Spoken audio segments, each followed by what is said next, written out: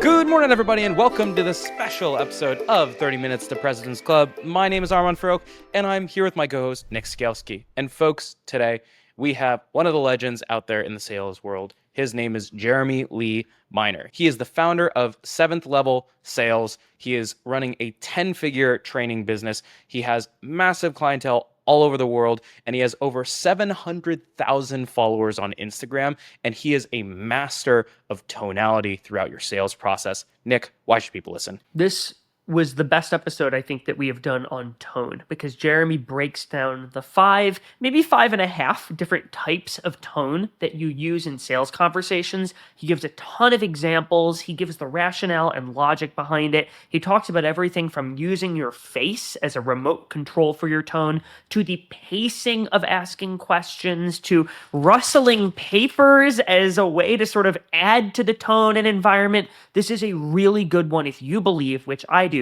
what you say matters less than how you say it. In 3, 2, 1, let's roll. All right, Jeremy, welcome to the show. We start every single episode with your top 3 actionable takeaways, so let's get your 3. All right, so the first one is, how do you get a prospect into results-based thinking over price or cost-based thinking, even from the very first words or questions out of your mouth? Because the problem that most salespeople have is when they get on there, let's say if it's a Zoom call or something like that, it could be in person or whatever, we think we're building rapport by saying, hey, how's your day going? How are you doing? Oh, where do you live? You live in Atlanta. Oh, your offices are there. I love Atlanta. I'm going to go there. I love the Atlanta Braves. Blah, blah, blah, blah, blah for the first 2 minutes. And you can probably tell if you can see the prospect's body language that they're just kind of like, yeah. Even if you think they care, more than likely they don't care. Why? Because they're used to every salesperson that's ever tried to sell them anything asking them the same predictable questions. So while you're going through your questions in that conversation, a lot of your prospects are thinking the whole time, how much is this going to cost? How much is the price? They might not ask you that, but they're thinking of that. And so what I want to do is I want to reframe their way of thinking immediately into the end result, okay? You're not selling the thing, you're always selling the results of what your thing does, right? So if I'm selling life insurance, I'm not selling them a policy, I'm selling them the results of what that policy does when one spouse dies and the rest of the family's financially protected, right? If I sell, let's say, SaaS, I'm not selling them a software. It could be, for one company, I might be selling them on automating their award ceremony, right? So I'm selling the results of what the thing does. So when I'm getting them into results-based thinking, I'm changing the way they're thinking. Just give you an example. Let's say I think a lot of your listeners are in SaaS. That's a big industry we train in.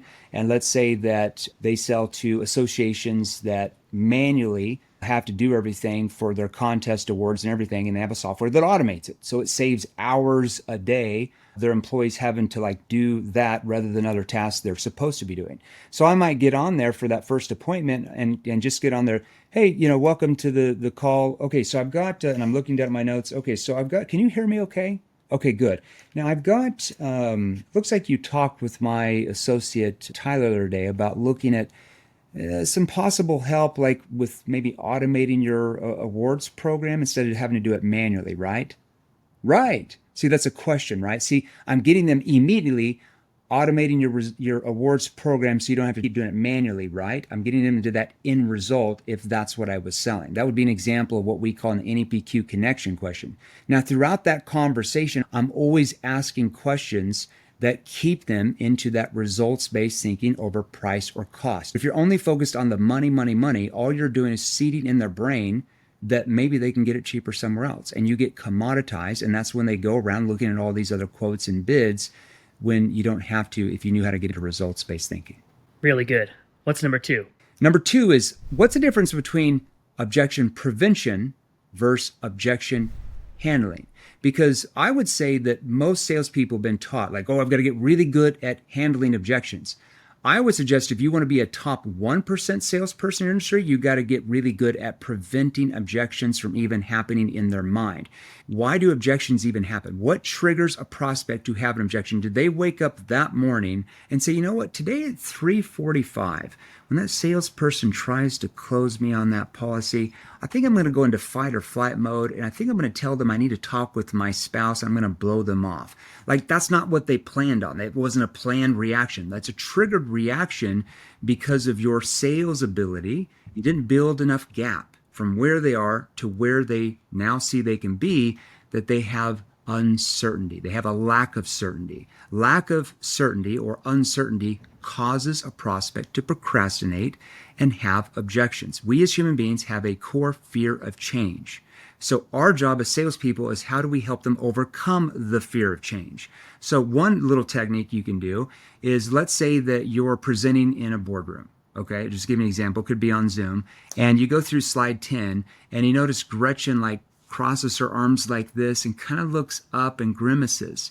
Well, what are you going to do? Hope and pray that Gretchen doesn't have an objection, and hope and pray that after you leave that your two people you already know in that boardroom are going to sell it for you? No, I don't want to take that chance. So I might stop. Hey, Gretchen, you seemed a bit hesitant when I went over that last slide. What's behind that? What's going on? Just a little soft, concerned tone. You seemed a bit hesitant when I went through that last slide. What's behind that, just so I understand? Well, Jeremy, I didn't understand how that was going to integrate with our database and blah, blah. Oh, okay, well, in that example, here's how it works. And now, boom, I prevented an objection from happening after I left, or maybe even when I was there trying to close him. That's just one little example of how to prevent objections from happening in their mind. Love it. Round us out, Jeremy. What's number 3? Always be disarming. So everybody's heard of always be closing, which obviously you have to close. But I'm more concerned about how do I always disarm the prospect? Because is it easier to sell to prospects if guards down or if their guards up? I think we all know the answer. Well, the thing is, do you know what triggers a prospect's guard to come up compared to do you know how to trigger it to come down? That is called always be disarming. Okay, so from the first words out of my mouth, the first questions I'm asking, I'm always looking and I'm reading their tone and I'm looking to how do I disarm this prospect where they start to emotionally open up. So let's say I get 3/4 of the way into the conversation and the prospect, they really haven't opened up. They've been very surface level because I haven't learned, how to use my tone to open them up yet. I might lean in and say, John, can I ask you something? See that soft, concerned tone? Yeah, sure, go ahead. This is between you and me. It's of course, off the record. I'm not going to go share it on social media. What's the real reason why you guys might be looking at other vendors rather than staying with who you have? Okay, so I lower that tone into that soft, concerned tone, and you'll find that the guard starts to come down. They start to emotionally open up. So that's just one little example in that context of what to do to disarm the prospect. Jeremy, you just talked about using tone to get someone to open up. Yeah. And what that means to me is someone can ask a question with the wrong tone up front. Yeah. And you're going to get a completely different answer Yeah. versus if I use the soft concern tone or the curious tone. So let's just transport ourselves back to your first takeaway. Yeah. So you said, oh, it sounds like you talked to this person on my team and you wanted to learn more about automating your reward ceremony so you don't have to do it manually anymore. And so they're like, that's why I reached out. How do you open them up from there? Well, you go into your next, what we call NEPQ connection questions. So I might say, hey, so when you were talking with Tyler, what was it that you guys were, I guess, kind of going over that caused you to, want to look into this further? That's it. It's just a connection question because what I'm doing is, once again, I want to take the focus off me and immediately put it on them. I want to disarm the prospect and I want to get them into results-based thinking over price or cost-based thinking. So that type of question in that context gets them to start telling me what they said that caused them to want to look into this further. Notice I'm very neutral. I can't be assumptive here too early because I don't have any trust or credibility with this prospect. When I get further in the conversation, I can be more assumptive. But right here, you start assuming things, especially with A-type C-level executives, they're going to be like, well, we're just kind of looking into it right now. So that causes you to, want to look into this further. See, I'm still neutral.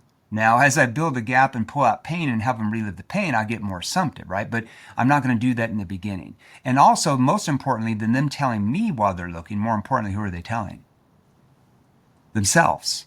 See how I'm automatically getting them into that result-based thinking of why they even talked with the SDR or why they responded to an ad, whatever it was. I know that you are extremely intentional with your tone.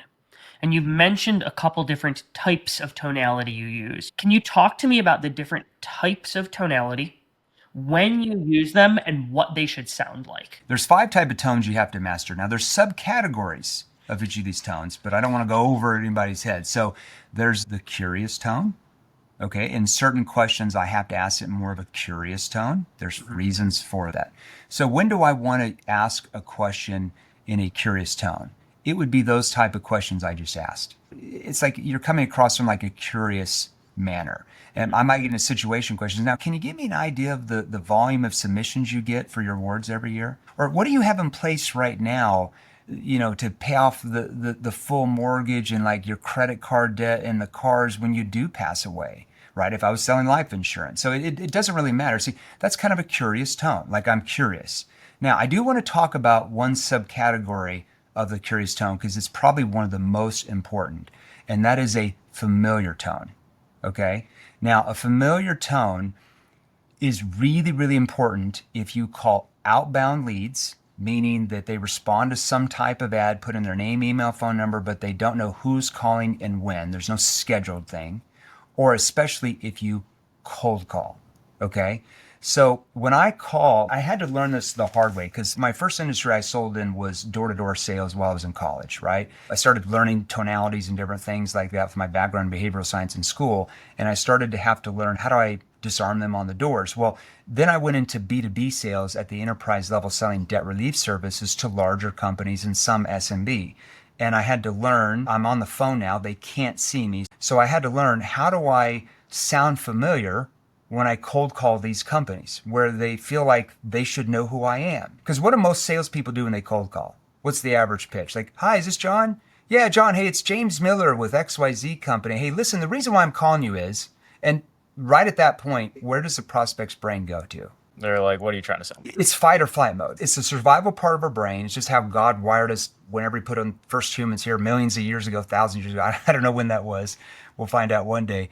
But it's that survival part of our brain that when we feel like somebody's trying to sell us something, we instantly, like, our guard goes up. We're trying to protect ourselves, right? Not from the saber-toothed tiger. Now we're trying to protect ourselves from like marketers and salespeople because we're sold to all the time, okay? So if I come across with more of a familiar tone, and what I also learned how to do, I'll actually show you guys this. Let me grab a piece of paper. I actually learned how to do this when I was cold calling about a month in with my B2B career. And I was just shuffling through some papers when I was just calling a random lead. And I noticed that the person, like, they just listened the whole time. And I'm like, what is that? So I just started doing that, shuffling paper. So like legitimately, we teach companies and salespeople to do this time. So yeah, is this John? Yeah, John, hey, it's Jeremy. Jeremy Miner with XYZ Company.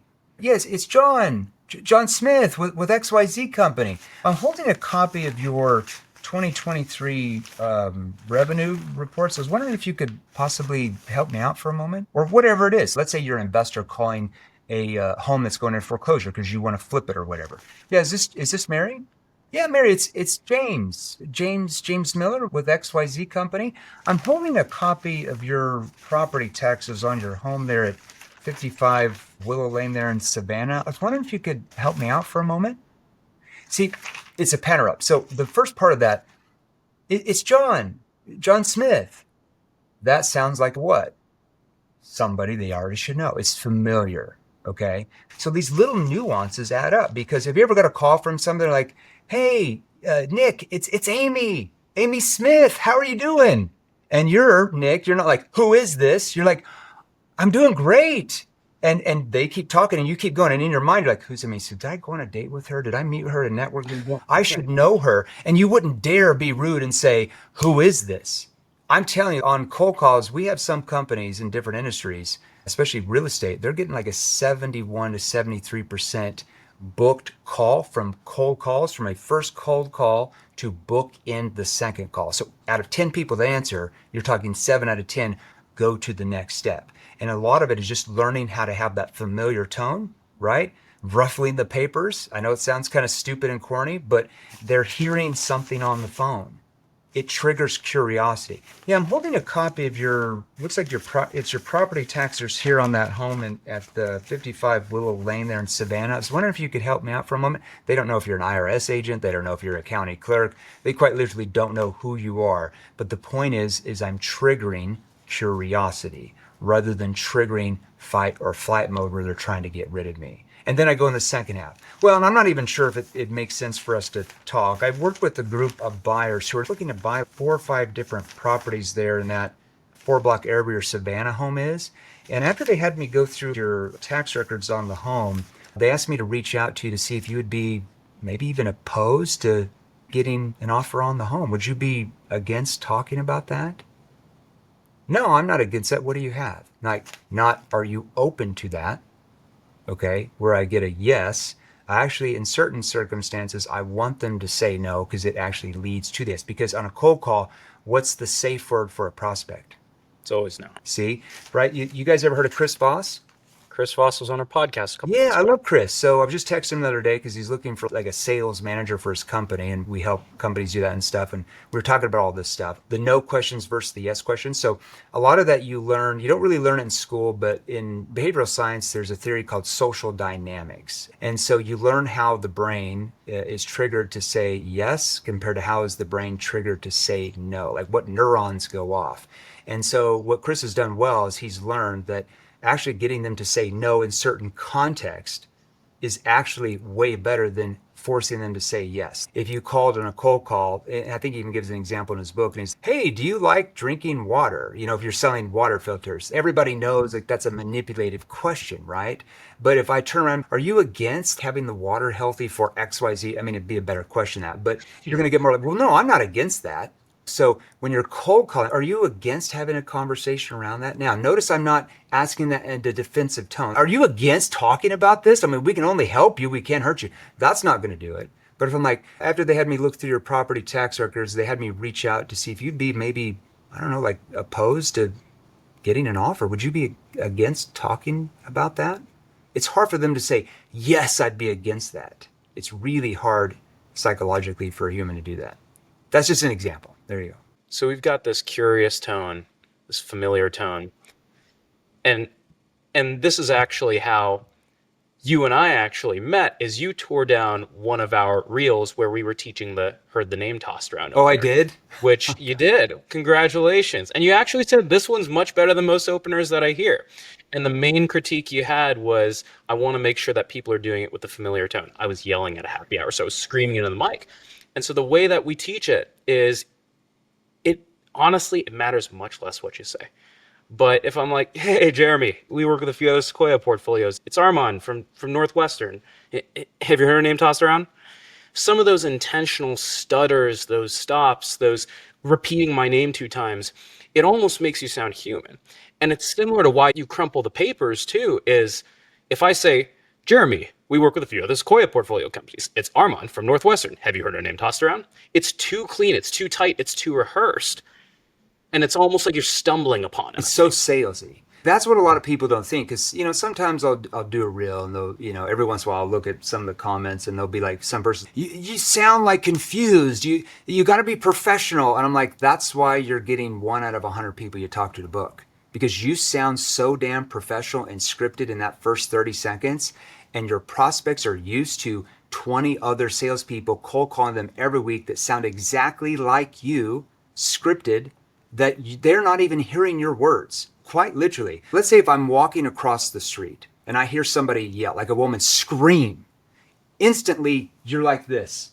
But your brain, the first thing it heard was the sound or the tone, but it didn't hear the words. That's why you react. Am I safe? You're reacting. You didn't even hear the words she said. So that goes in your survival brain, the sound, survival part of the brain. Some people call it the reptilian part of the brain. Then immediately goes about a second or so later into your midbrain. That starts to interpret the words. And then it goes up to your neocortex, which is your problem-solving part of the brain, that says, oh, that lady was just yelling at her son to be safe crossing the street. You see how that is? So on a cold call, you're right. They don't even really hear your words that first 10, 15 seconds. They're just hearing your tone. And if your tone sounds scripted, salesy, too excited, you're quite literally, you could be like, this is the IRS. You have got a refund of $750,000 and not interested, right? They don't hear the words. They hear your tone. So if I have that familiar tone and kind of like confused, but not confused like you're an old man that has dementia confused. I think that's a difference. Like confused, like you're not quite sure if they're the right person to talk to.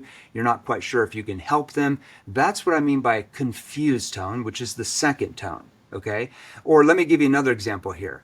let's say that the prospect's like, gosh, this problem is causing us a lot of stress. How do you mean by stress?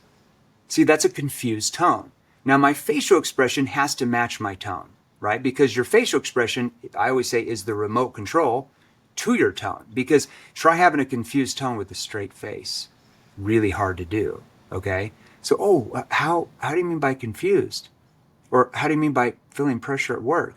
See, now what happens immediately in the subconscious part of the brain is their brain says, oh, he didn't understand what I meant by stress.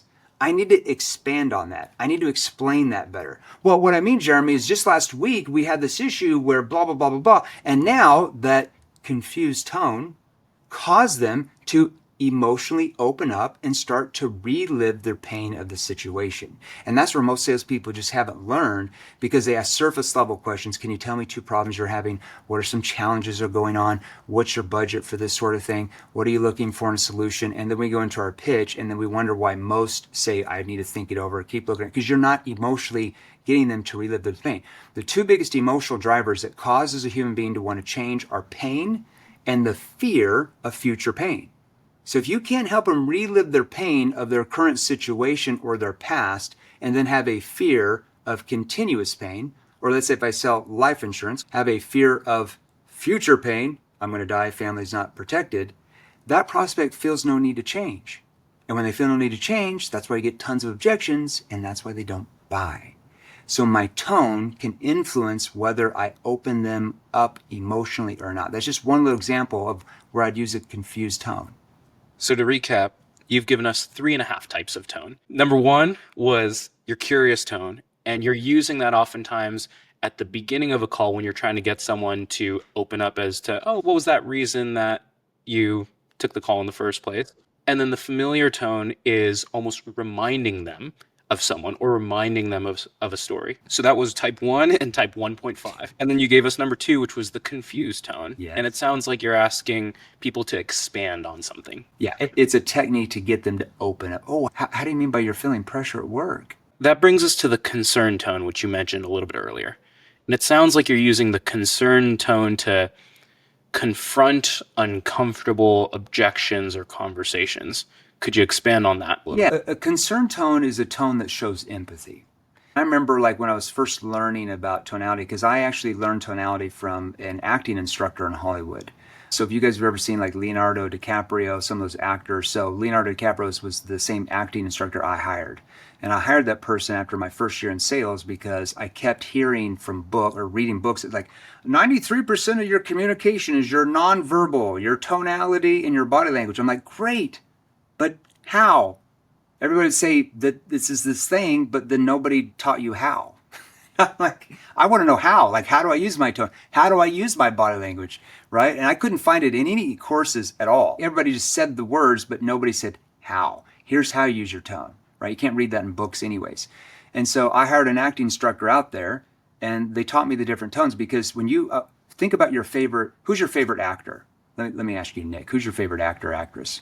Oh, I mean, I kind of like Leonardo DiCaprio. You know who I really He's an like? American Pie guy. I love American Pie. Jason Biggs. Armand, who's your favorite, Armand? Just give me a different one. You know, I like Sylvester Stallone because I'm a big Rocky guy. Yeah, that's a great show. Now, they have all been trained to use so many nuances to keep you engaged watching their show or movie. Okay? Because imagine Rocky, Sylvester Stallone in those movies, if his tone was like this the entire time. John, we should go down to the boxing ring because we need to start boxing. And then, I could hit the guy, that used to be the champ, and then I'm going to be the champ. And then I'm going to run up the side streets and I'm going to be able to like really be successful. Like if the tone were just monotone the whole way, you'd be like, this is boring, unengaged, turn off. But see, he's even, Adrian, what happened? I don't understand. Like, why are you so upset with me? See, those facial expressions communicate distress in that sickness, right? So everything they do with their body language, their hands, even their facial expressions and their tone, they are taught to use that so you stay engaged and watch their movie. And the ones who are the greatest at it, watch Leonardo DiCaprio on Wolf on Wall Street.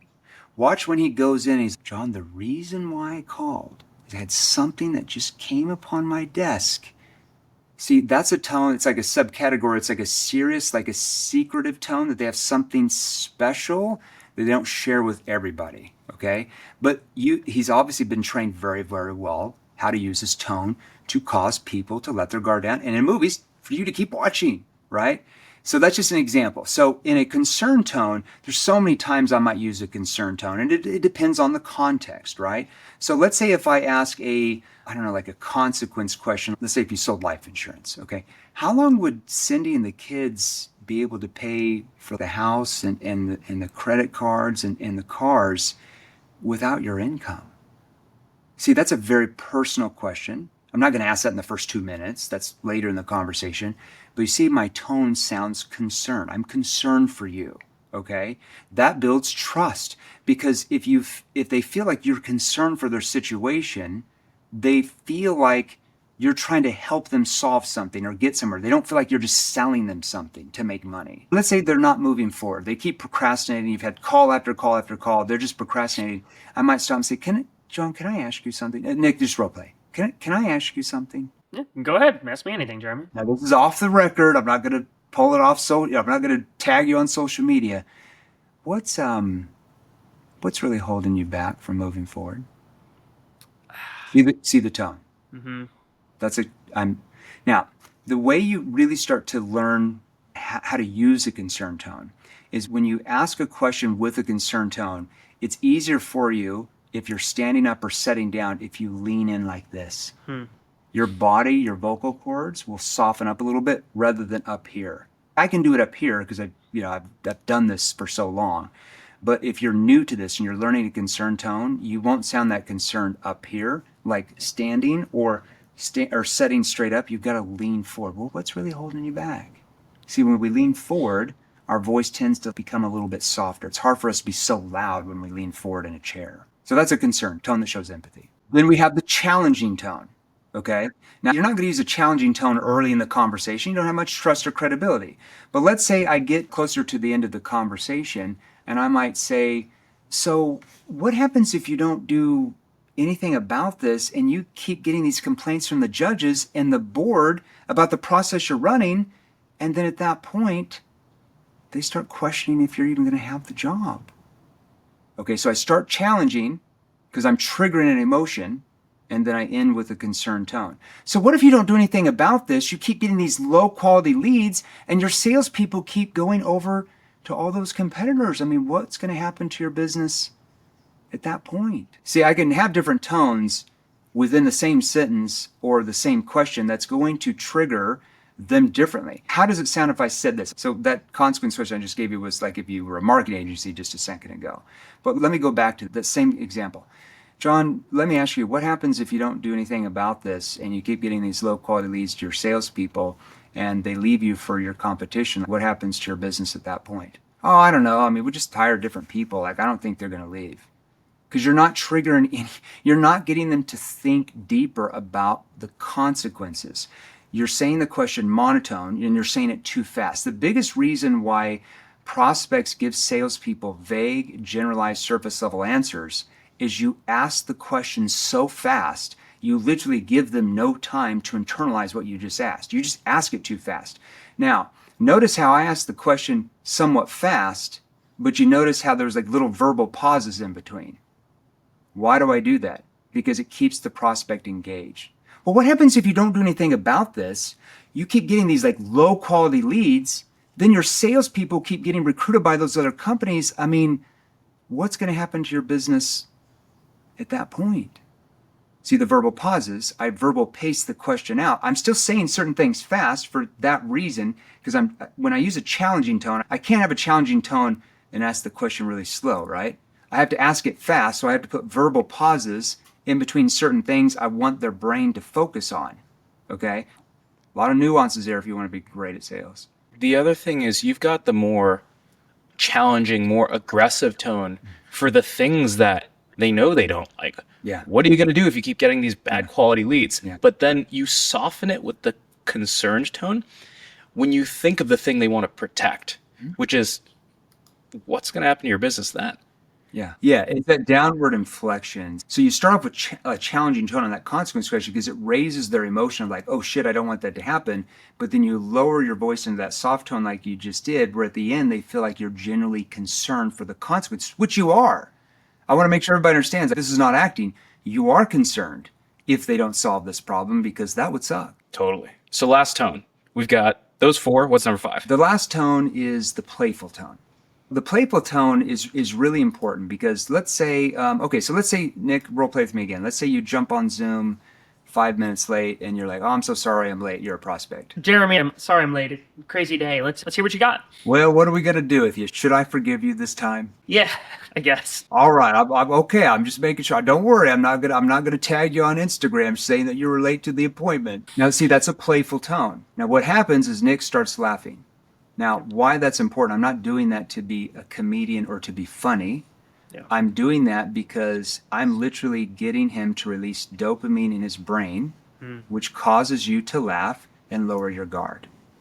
That's a playful tone. I feel like what you're also doing in that scenario, Jeremy, is you're not inferior. You're sort of keeping your status the same as the customers. What most salespeople, they would get on there like, oh, don't worry. I'm so grateful that you came here, that we can have the time with you to discuss our never ending greatest opportunity in the world.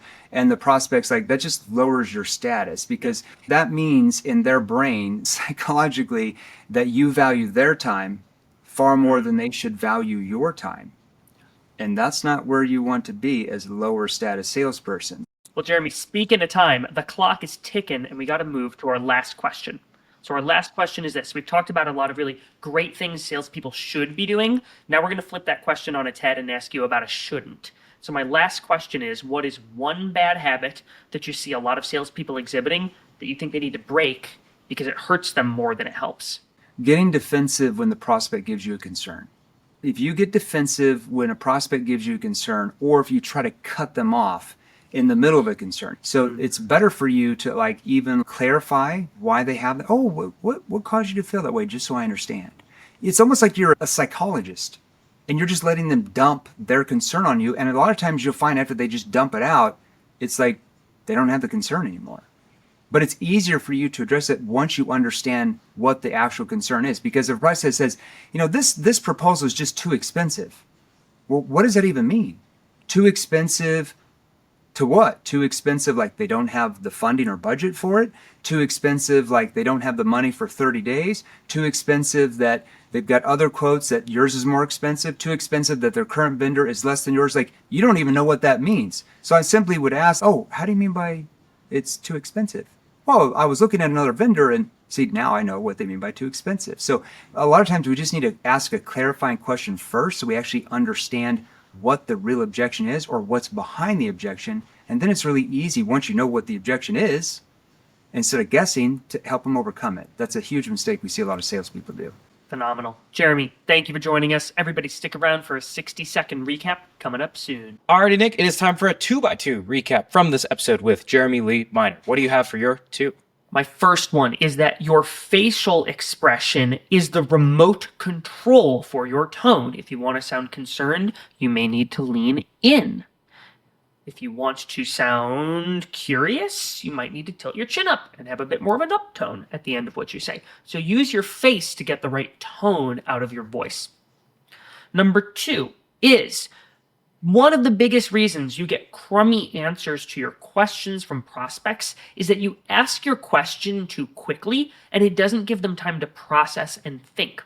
And so what Jeremy recommends is to actually slow down the back half of your question to give your prospect a little more time to think through an actual response that gives you the actual information you're looking for. Number 3, Jeremy gave us the 5 types of tone. The first was a curious tone, which he uses to get people to tell him a little bit more about something. The second is a confused tone, which he'll oftentimes use when someone says, we're really stressed about something. He'll get them to expand on a feeling. The third is a concerned tone, which he'll oftentimes use when asking pretty tough questions around how would you pay for the mortgage if you ended up passing away. The fourth is a challenging tone, which is when you're trying to push on someone to take action. And then the last is a playful tone, when you're oftentimes using to build rapport without lowering your status. And then lastly, number 4, let's zoom in on the challenging tone. Jeremy's challenging tone sounds like this. Nick, how are you going to deal with the fact that your sales reps keep getting these low quality leads? You're not hitting the sales targets. Boom, boom, and boom. If this stuff keeps happening, what's going to happen to your business? What he does is he pushes the things that are frustrating Nick, the prospect, but then he softens the blow and he ends in a softer down tone when he asks what it actually means for your business. And that's a non-cringy way to ask an impact question. Alrighty, Nick, how can people help us out here? We talked a lot about tone in this episode, and tone is probably the most important on cold calls because you're making a very flash impression with your prospect. Luckily, Armand, you and I wrote a book about cold calling. And if you want to get the audiobook version of it, even if you picked up the physical copy, you can actually hear the tone for every single element of that book because Armand and I got in a studio together for 8.5 hours to make sure we were voicing over the way you say things on a cold call. So there's a link in the show notes to get the audiobook of Cold Calling Sucks, and That's Why It Works, a step-by-step guide to calling strangers in sales. Pick it up. Thanks for listening. We'll see you next week on the show.